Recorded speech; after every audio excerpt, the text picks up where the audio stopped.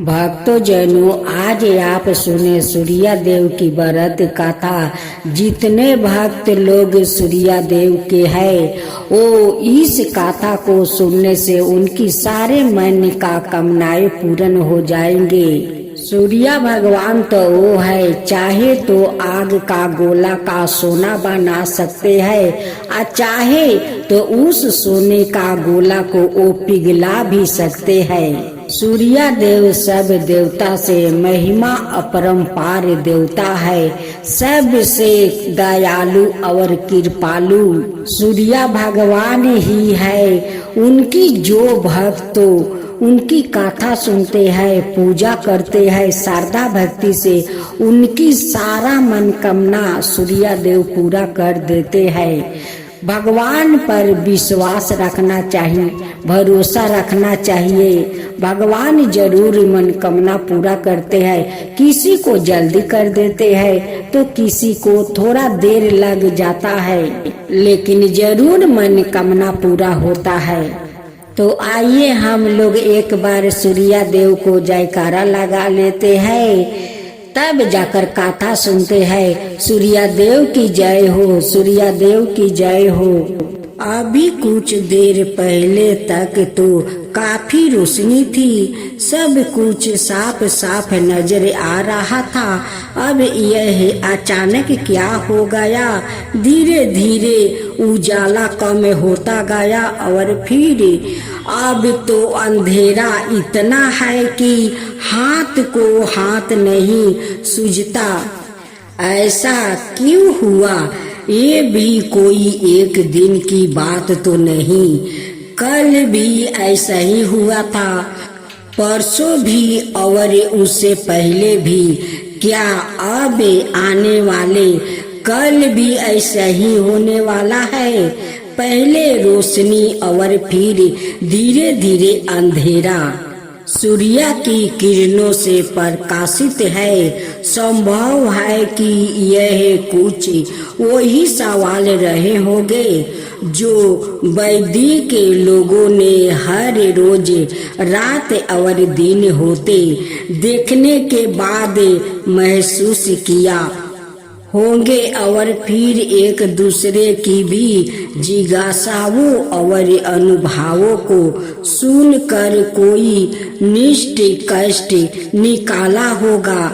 इस निष्कर्ष में इस बात का जवाब सामने आया होगा कि दिन के उजाले की वजह आसमान में सोने की तरह चमकता आगे जैसा दहकता एक सुनहरा पिंड है। यह गोलाकार पिंड आसमान में दिखना शुरू होता है, लिहाजा रोशनी फैलती जाती है, और फिर जैसे ही यह पिंड आसमान में ही छिपना शुरू हो जाता है, इसके पीछे पीछे अंधेरा फैलता चला आता है। यह सूत्र सोलक ब्रह्मांड के उत्पन्न होने की कहानी कहता हूँ। वेदों में यही पहली बार हिरण्य गर्भ शब्दों का इस्तेमाल हुआ है, जिसका अर्थ है ब्रह्मांड रूपी अंडा। यह सूर्यलोक कहता है कि जब कहीं पर कुछ भी नहीं था तो जीवन एक अंडे नुमा पिंड के भीतर था। यह सूर्यलोक बिग बैंग जैसी थ्योरी का भी संकेत देता है। इस पिंड में विस्फोट से ब्रह्मांड के सभी तत्व बने, धरती जल अग्नि आकाश और बाहु के ही साथ साथ चंद्रमा और सूर्या वैदिक काल का पहला देवता है।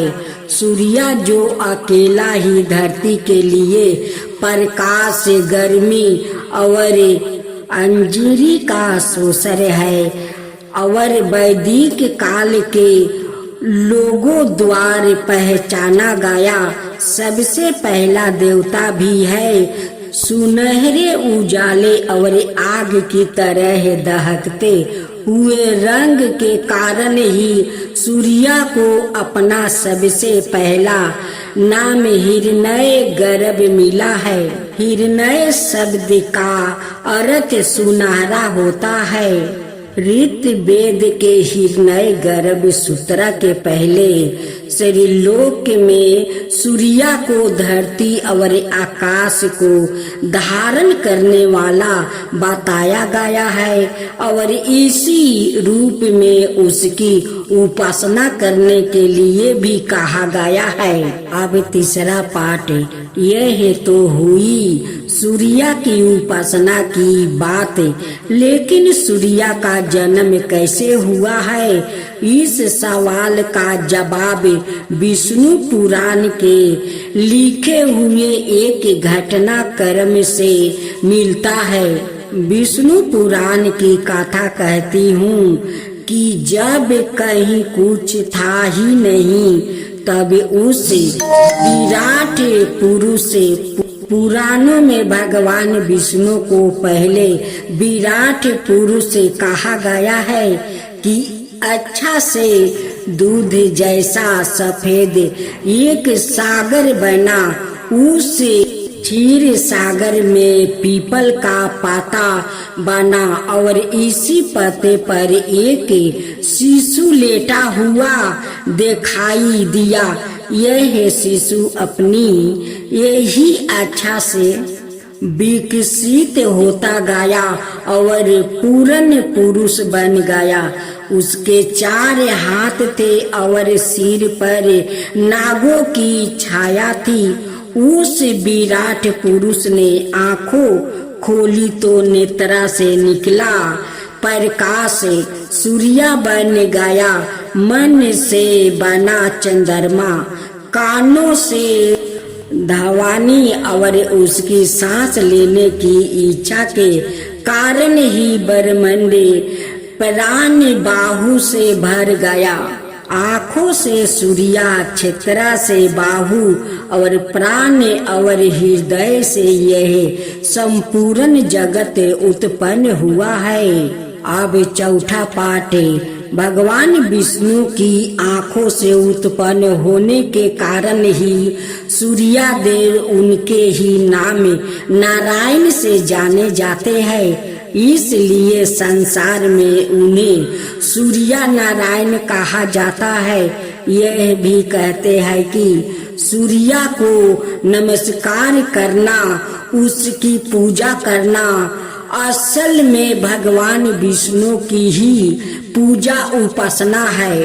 आकाश से गिरे हुए जल जिस तरह सागर में ही जाता है, सभी देवताओं को किया गया नमस्कार केशव यानी नारायण को ही पहुंचता है। यही वजह है कि देवताओं से सूर्या को सबसे श्रेष्ठ और नारायण की तरह ही सम्मानित बताया जाता है। हल्का ही देवताओं के राजा इंद्र है। पुराण कहानियों कहती है कि इस पद अलग अलग समय पर अलग अलग इंद्र रहे हैं। सूर्या को उन्हें देवताओं में सम्मिलित बताया जाता है जो कि इंद्र की सभा में बैठते हैं। इसके बावजूद कई कहानियां ऐसी है कि जिनमें सूर्या की जगह देवताओं में सबसे अलग और ऊंची रहती है। सूर्या के जन्म की ही है जिसमें सूर्या को सभी देवताओं के रक्षक के रूप में बताया गया है। कहानी के मुताबिक एक बार देवों की लड़ाई दैत्यों के साथ हो गई। दैत्यों जीत गया और देवताओं को भगवान ने पारा। तब सभी देवता अपनी माँ अदिति के पास गए। अदिति ने उनकी परेशानी सुनी तो वो सूर्या की उपासना करने लगी। सूर्या देव प्रकट हुए तब अदिति ने उनसे पुत्रा रूप में जन्म लेने का वरदान मांगी। सूर्या ने उन्हें अपनी माँ बनाने का वरदान दे दिया। अदिति के बेटे के रूप में जन्म लेने के कारण सूर्या का एक नाम अदिति भी है। अदिति के इंद्र समेत 12 बेटे हैं। इन सभी को अदिति कहा जाता है, लेकिन कई जगहों पर सूर्या को इन अदितियों में सबसे 12 भाई गिना जाता है। हालांकि फिर भी देवताओं का राजा इंद्र है, सूर्या नहीं। लेकिन सूर्या को उनके त्याग तप लगातार चलते हैं और तपते रहने की उनकी विशेषता के कारण उन्हें ईश्वर के बराबर का दर्जा मिला है। सूर्या के जन्म की इसका गाथा का वर्णन ब्रह्मांड पुराण में मिलता है। इसी पुराण में सूर्या का एक नाम मार्तंड भी लिया गया है। मार्तंड को आप मातृ अंग कह सकते हैं। असल में जब अदिति ने सूर्या उपासना करके उन्हें गर्भ में धारण कर लिया तो वो हर दिन सूर्या देव की उपासना में कठिन व्रत करने लगी। एक दिन उनके पति कश्यप ऋषि ने उन्हें समझाते हुए कहा कि इतने कठिन व्रत अनुष्ठान गर्भावस्था में शिशु के लिए ठीक नहीं है। ऐसे में अदिति ने अंग रूप में गर्भ में पाल रहे शिशु को यज्ञ बल से बाहर निकाला। वो एक दहते सुनहले आग के पिंड के रूप में जन्मे और जब वो जन्मे तो संसार रोशनी से भर गया। इस तेज पिंड से डर कर दैत्य भाग खड़े हुए और सरग पर देवताओं का अधिकार फिर से हो गया। सूर्या अपने इसी अंगज रूप में आकाश में स्थापित हो गया, जिसका दर्शन हमें हर रोज होता है। इसी तेज पुंज से निकला मानव रूप ही इंद्र की सभा में सूर्या देव के रूप में शामिल है। लोगों को सिखा चुका है और जिन्होंने इसे समझ लिया वो मेरा हो गया। यह फिर मेरा स्वरूप पा गया। इसके बाद वो बताते हैं, सबसे पहले तो मैंने यह ज्ञान विभाषण सूर्या को दिया। सूर्या ने कर्म योग मनु को सिखाया और मनु ने अपने पुत्र इक्ष्वाकु को इसका ज्ञान दिया। अब मैं यही ज्ञान तुम्हें देता हूँ। अब सूर्य भगवान की 5वां पाठ विष्णु पुराण के अनुसार हरि इच्छा से उनका नाभि से कमल खिला। इसी कमल में परंग कानों के रूप में ब्रह्मा का विकास हुआ। कमल के फूल में बड़े बीज से शिव की उत्पत्ति हुई। ब्रह्मा के पुत्र मरीचि हुई। मरीचि से कश्यप का जन्म हुआ और कश्यप के पुत्र विवस्वान सूर्या हुए। विवस्वान से मनु का जन्म हुआ। विवस्वान का पुत्र होने के कारण मनु को वैवस्ता मनु कहा जाता है। मनु से इक्ष्वाकु जन्मे और इस तरह कुलों में सबसे कुलीन सूर्या कुल या सूर्या वंश की स्थापना हुई। यहाँ एक कन्फ्यूजन हो सकता है कि मनु का जन्म तो ब्रह्मा जी के अंश से हुआ है और उनकी पत्नी सतरूपा है। तो फिर सूर्या के पुत्रा मनु कैसे हुआ है। असल में समय की गणना सिर्फ बरसों और शताब्दियों और युगों तक सीमित नहीं है, बल्कि उनका फैलावा कल्प और मनवंतर तक हुआ है। हर मनवंतर के अलग अलग मनु हुआ है और ऐसा हो सकता है कि सबसे समय समय में पुराण कथा भी अलग अलग रही है। वानगी रामचरित मानस में भी मिलती है। जब शिव जी की पत्नी सती त्रेता युग में जाकर श्री राम जी के परीक्षा लेती है, जब कि राम जन्म तब हुआ ही नहीं था। इससे नाराज शिव सती का त्याग कर देते हैं और सती अपने पिता दक्ष के जग में खुद को भस्म कर लेती है। बाद में उन्हीं सती का जन्म पार्वती के रूप में होता है, जो शिव जी विवाह करते हैं और खुद कई मौकों पर राम कथा का हिस्सा भी बनती है। इसलिए ब्रह्मा के पुत्र मनु और सूर्य के पुत्र मनु को अलग अलग समझा जा सकता है। फिर भी ना समझ आए तो त्रिज्ञ वेद की बात याद रखनी चाहिए। खैर, सूर्य देव की बात करते करते शिव जी का जिगर चला आया है, तो यह एक कहानी का जिगर और जरूरी हो जाता है।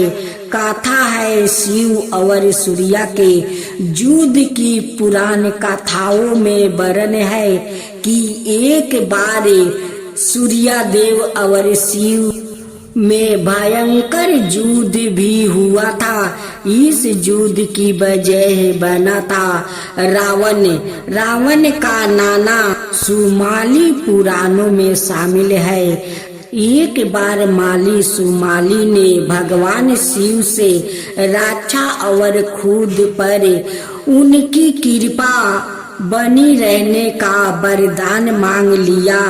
इस वरदान के बाद दोनों कीर्ता दिखाने लगे। धरती पर हाहाकार मचाने के बाद दोनों आकाश की ओर बढ़े। जहाँ सूर्य देव ने उनका रास्ता रोका, इस पर दोनों सूर्य से ही युद्ध करने लगे।